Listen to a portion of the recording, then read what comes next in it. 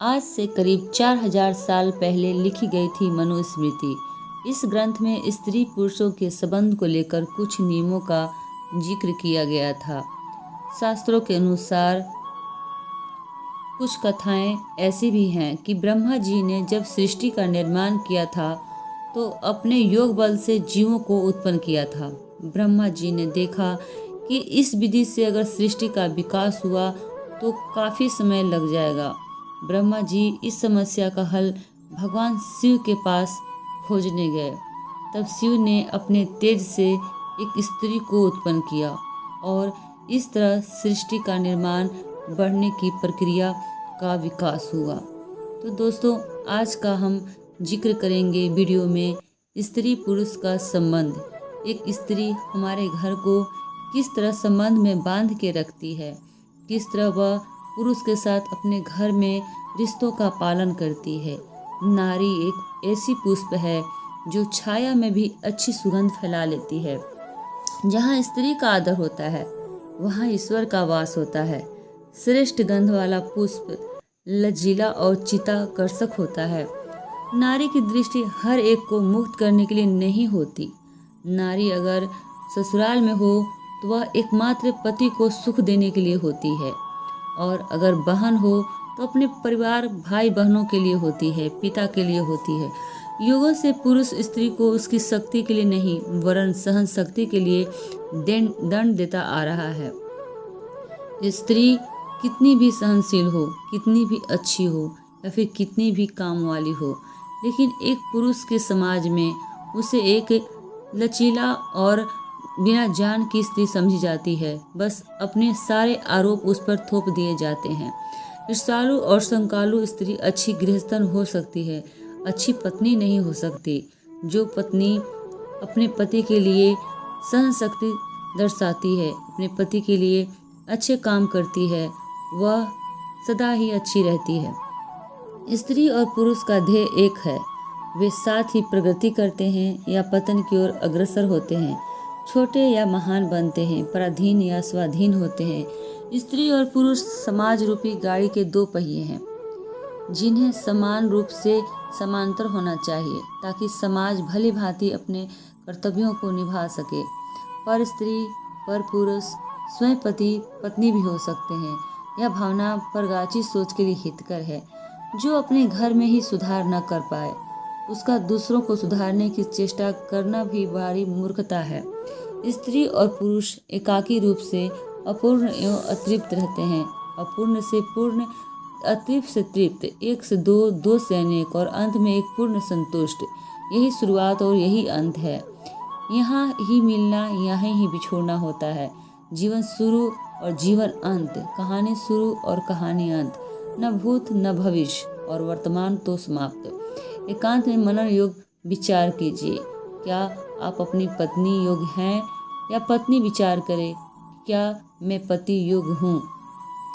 नारी ममतामयी होती है, नारी एक करुणामयी बहन होती है, नारी एक स्नेहमयी बेटी होती है, नारी एक प्रेममयी प्रेमिका होती है, नारी विश्वसनीय सखी होती है, नारी अधिकारमयी पत्नी होती है। पुरुष माँ को भी पूछता है, बहन को भी दुलारता है, बेटे को फटकारता है लेकिन बेटी को पुचकारता है, भाई को सहलाता है, पिता से कतराता है लेकिन प्रेमिका से वो लड़ियाता है, लेकिन पत्नी को वह लताड़ता है।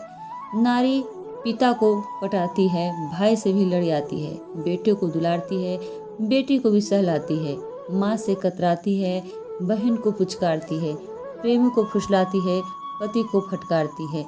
क्या नारी ये सही है?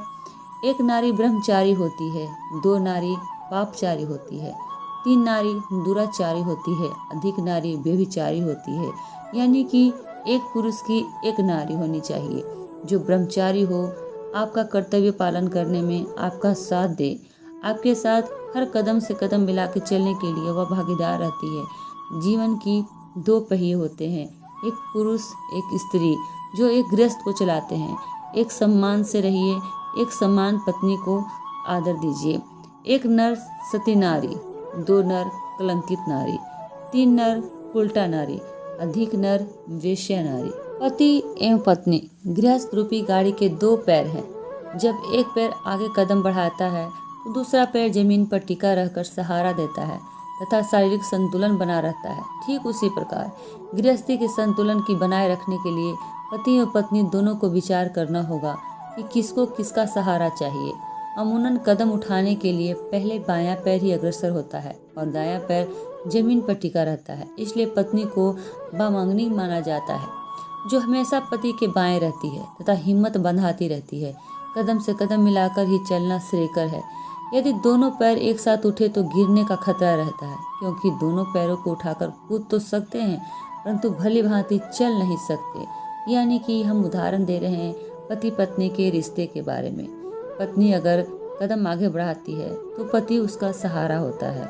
इसलिए पति पत्नी को चलने के लिए एक कदम और दो कदम बनाने चाहिए।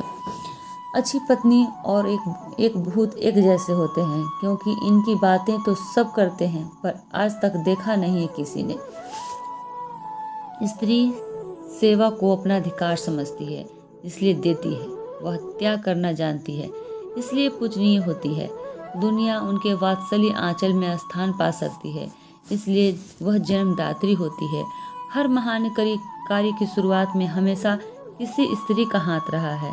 या रामायण हो, महाभारत हो या कोई अच्छा कार्य हो, किसी की सफलता की कहानी अगर हम सुनते हैं उसमें भी यही होता है कि मेरी सफलता के पीछे मेरी माँ का हाथ था, मेरी बहन का हाथ था, यहाँ तक कि मेरी पत्नी का हाथ था।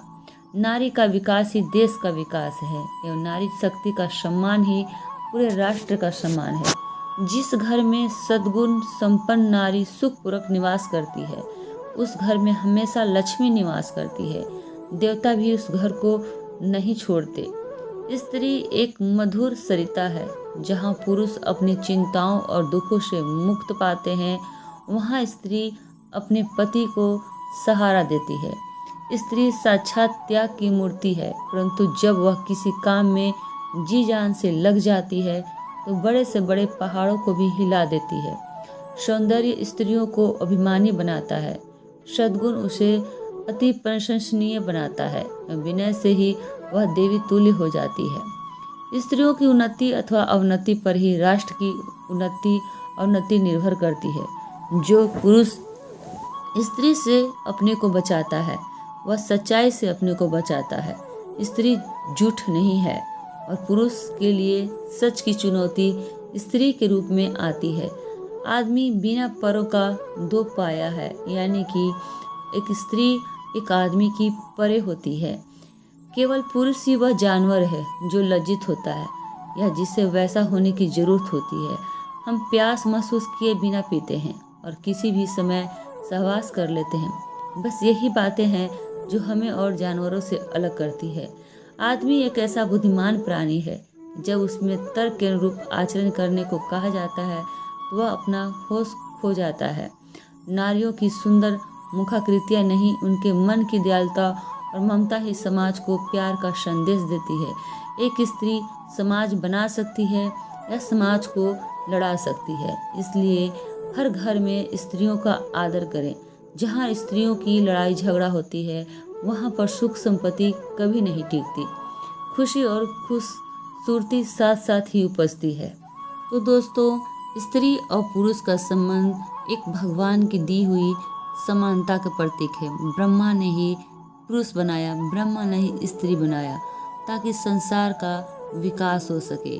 जिस घर में स्त्रियों का आदर होता हो, जिस घर में स्त्रियों की इज्जत की जाती हो, जिस घर में स्त्रियों का मान सम्मान रखा जाता हो, जिस घर में बड़े बुजुर्ग अपनी बहू को बेटियों का सम्मान देते हैं और बेटी को घर की लक्ष्मी मान उन्हें पूजा आदर भाव देते हैं, समझ लिए वह घर स्वर्ग है जहाँ पर स्त्रियों का मान सम्मान होता है, प्यार मिलता है, उन्हें इज्जत दी जाती है। तो दोस्तों, आज का वीडियो इतना ही। चैनल को सब्सक्राइब करें, लाइक करें, शेयर करें। घर में अपनी बहू बेटियों का इज्जत करें, पत्नी को बराबर का सम्मान दें, बहन को भी आदर दें, माँ का भी सत्कार करें, लेकिन कभी भी किसी झगड़े के अनुसार अपने परिवार को टूटने न दें। तो दोस्तों आज का वीडियो इतना ही। देखने वाले सभी बंधुओं को नमस्कार।